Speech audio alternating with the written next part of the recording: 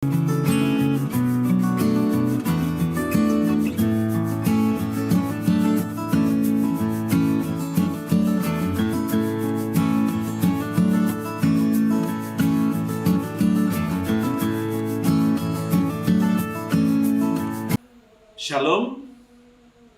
jumpa lagi dengan saya Pendeta Muhammad Ramli dalam acara Korma, yaitu khotbah dari rumah. Nah, saat ini kita akan belajar tentang firman Tuhan dari Matius 6 ayat 5 hingga ayatnya yang ke-15. Namun sebelum kita belajar firman Tuhan, mari kita berdoa. Kita berdoa. Bapa Surgawi, Engkau begitu baik dalam kehidupan kami. Engkau senantiasa hadir dalam setiap pergumulan kami. Dan cinta kasih Tuhan tidak pernah berkesudahan dalam kehidupan kami. Saat ini kami akan belajar akan firman Allah. Karena itu anugerahkanlah kepada kami roh-Mu yang kudus, agar kami diberi kemampuan untuk mengerti dan memahami serta melakukan firman Tuhan ini. Berfirmanlah ya Allah, dalam nama Yesus kami berdoa. Amin.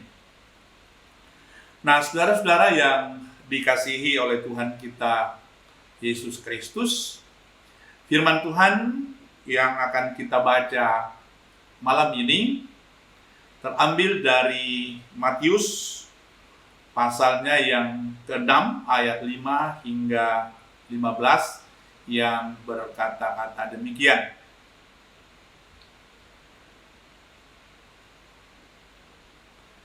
Dan apabila kamu berdoa, janganlah berdoa seperti orang munafik.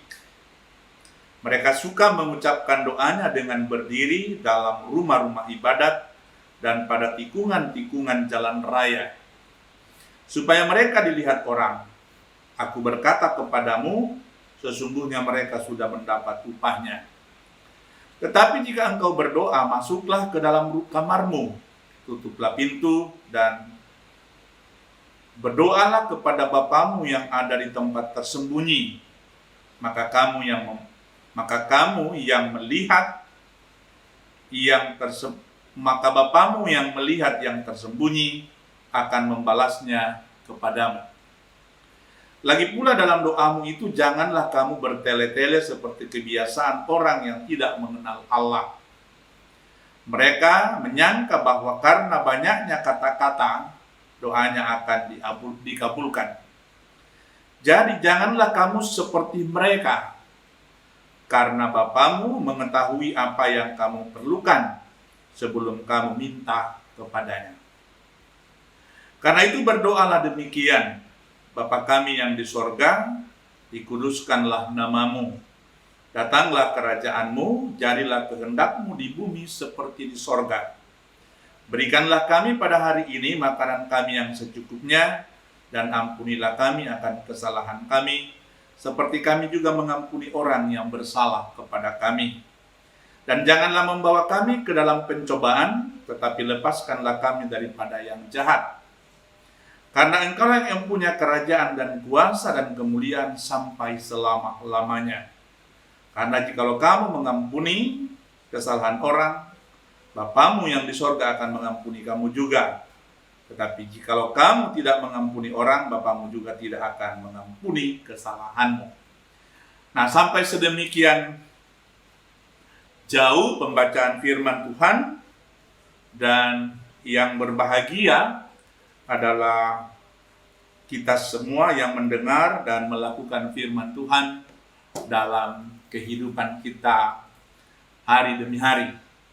Nah, saudara-saudara, tema kita hari ini adalah berdoa dan sosial media. Berdoa dan sosial media.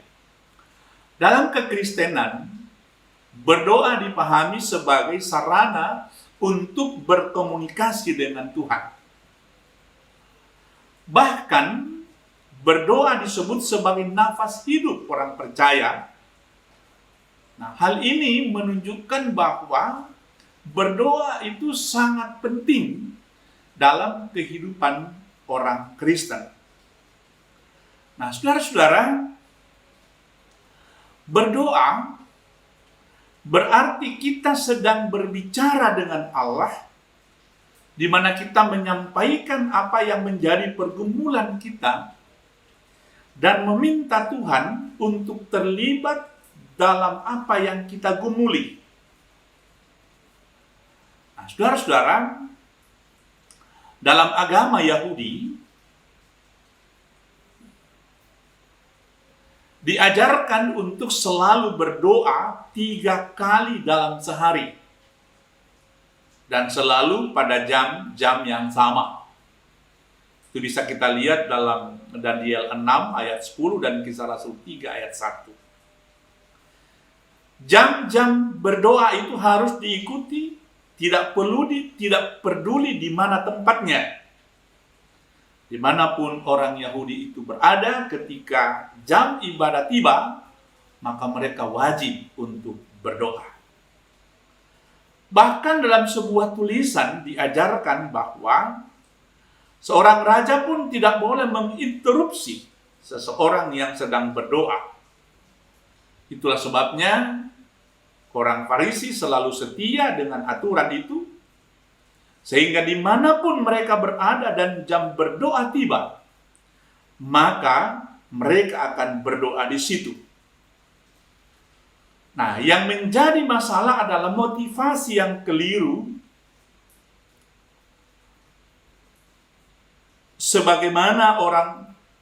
Sebagian orang mengatur aktivitas mereka supaya pada jam-jam doa itu mereka berada pada tempat-tempat yang ramai.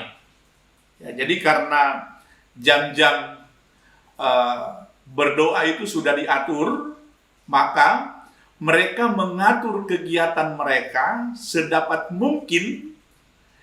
Ketika jam berdoa tiba, ia berada di tempat-tempat yang ramai.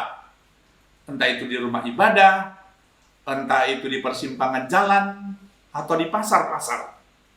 Nah, sehingga yang menjadi persoalan adalah motivasi mereka dalam berdoa.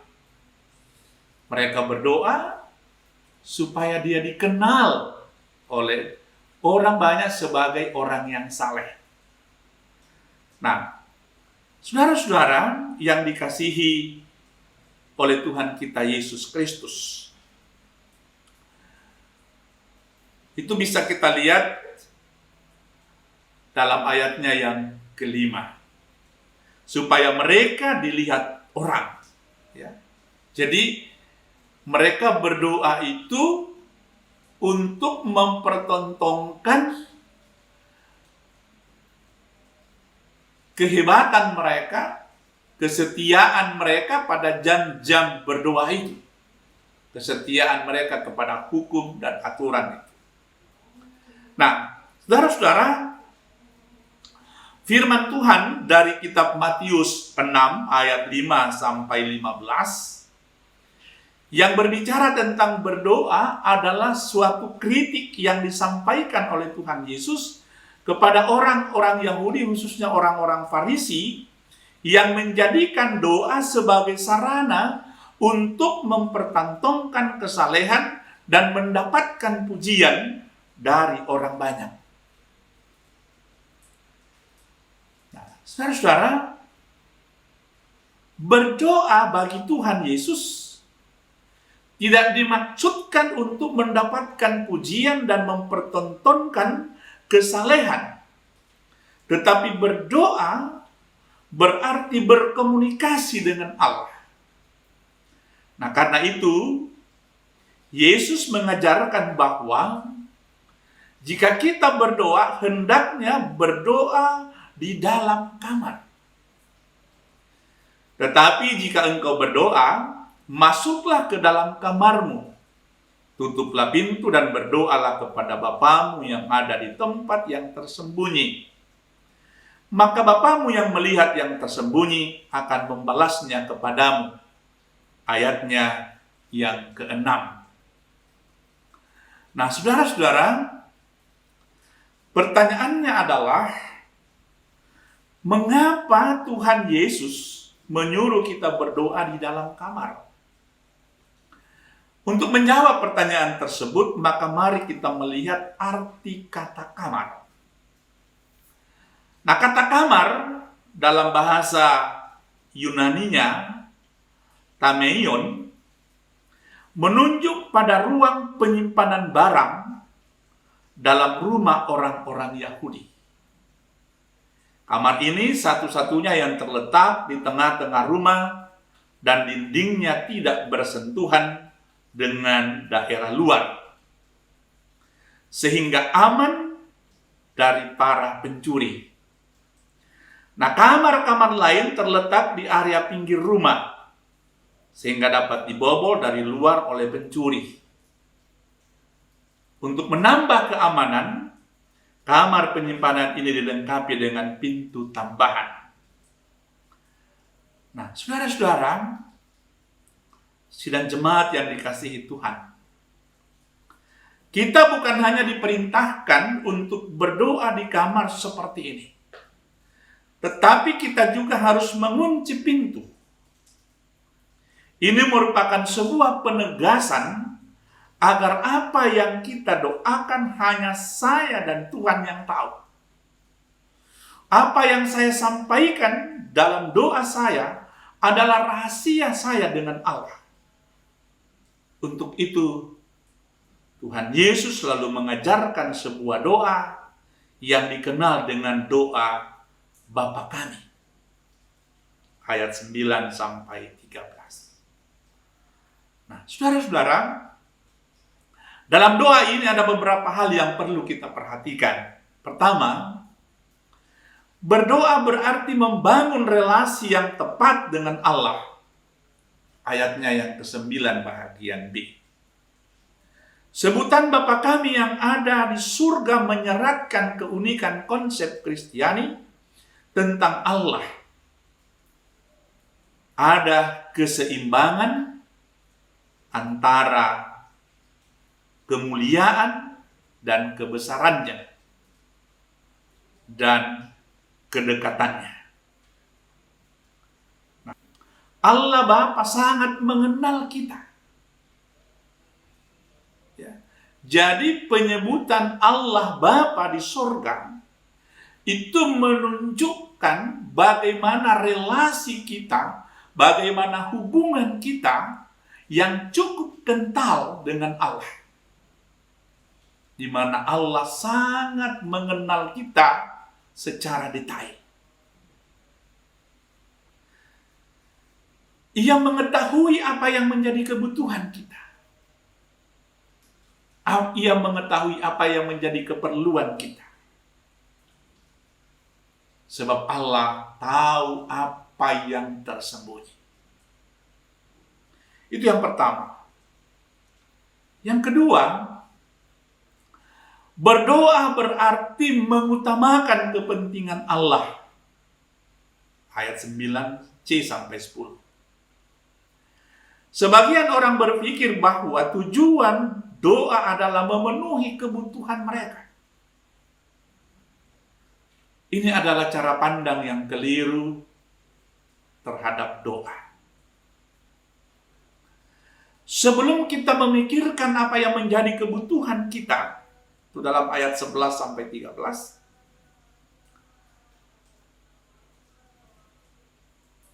Allah sudah mengetahuinya. Karena itu kita diajar untuk berfokus pada kepentingan Allah terlebih dahulu. Doa bukan memberitahu Allah apa yang kita mau, melainkan mencari tahu apa yang Allah mau dalam diri kita, dalam kehidupan kita, dalam keluarga kita.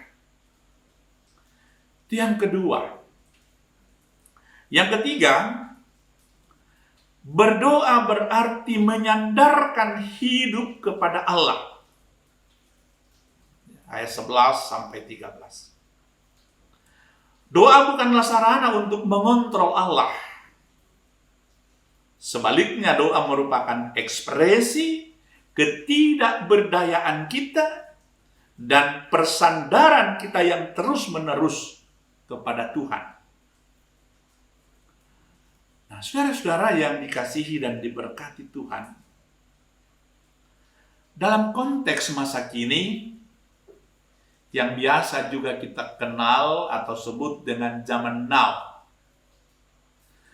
banyak orang Kristen yang menempatkan dirinya melebihi orang-orang Yahudi dan orang-orang Farisi, di mana mereka tidak hanya berdoa di persimpangan jalan, tetapi mereka menyampaikan apa yang mereka alami, mereka gumuli, mereka punya masalah lewat media sosial. Banyak orang Kristen yang membawa pergumulannya bukan kepada Allah lewat doa-doanya di dalam kamarnya, tetapi mereka menyampaikan pergumulannya melalui media sosial. Baik persoalan pribadi, persoalan keluarga, semua terpublikasi lewat sosial media. Entah Facebook, entah Twitter, entah WA, entah SMS, dan lain sebagainya.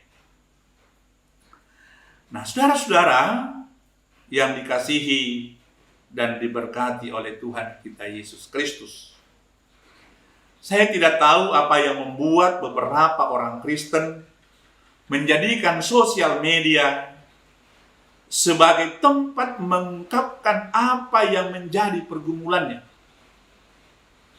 Padahal hal itu tidak akan membuat pergumulannya terselesaikan, tetapi akan menjadi tambah parah. Nah, saudara-saudara yang dikasihi Tuhan, tempat menyampaikan yang paling bagus tentang apa yang kita gumuli, tentang apa yang kita alami, persoalan apa dan masalah apa yang kita rasakan, itu hanya kepada Tuhan lewat doa-doa kita di dalam kamar kita, maupun dalam doa-doa keluarga kita di dalam rumah. Hanya kepada Tuhanlah tempat kita mengadu, tempat kita meminta, tempat kita memohon, dan mengundang Allah, membiarkan Allah untuk campur tangan menyelesaikan apa yang menjadi persoalan dan pergumulan kita, baik pribadi maupun keluarga kita. Melalui doa pribadi kita, melalui doa keluarga kita, kita menyampaikan setiap persoalan, kita menyampaikan setiap pergumulan, dan meminta Tuhan memberikan kita hikmat, memberikan kita petunjuk, memberikan kita Roh Kudus, agar apa yang kita gumuli mampu kita atasi dengan baik. Nah, saudara-saudara yang dikasihi Tuhan, jadikanlah Tuhan itu sebagai tokoh utama dalam kehidupan kita, bukan sosial media.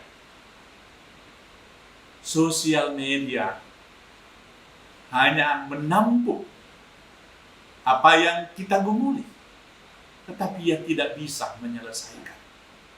Bisa jadi sosial media justru semakin memperparah persoalan yang kita alami, baik pribadi, keluarga, maupun yang lainnya.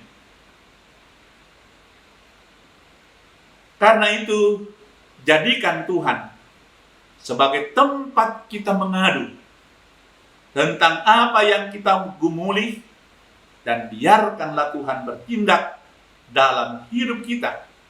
Dan jangan jadikan sosial media sebagai tempat menyampaikan apa yang kita gumuli, sebab sosial media tidak akan mampu menyelesaikan masalah yang kita hadapi. Karena itu, Tuhan harus tetap tetap menjadi pihak nomor satu dalam kehidupan kita. Karena itu, di dalam doa-doa kita meminta Tuhan, menghadirkan Tuhan, dan bertanya kepada Tuhan, apa yang harus kita lakukan dalam menyelesaikan setiap masalah kita. Sebab mengikut Yesus bukan berarti berjalan di atas jalan tol yang tanpa hambatan. Tuhan Yesus tidak pernah menjanjikan itu. Yang Tuhan Yesus janjikan adalah siapa yang mengikut Dia, maka Tuhan akan bersama-sama dengan dia. Dan Tuhan akan menyelesaikan apa yang menjadi persoalan pergumulan kita.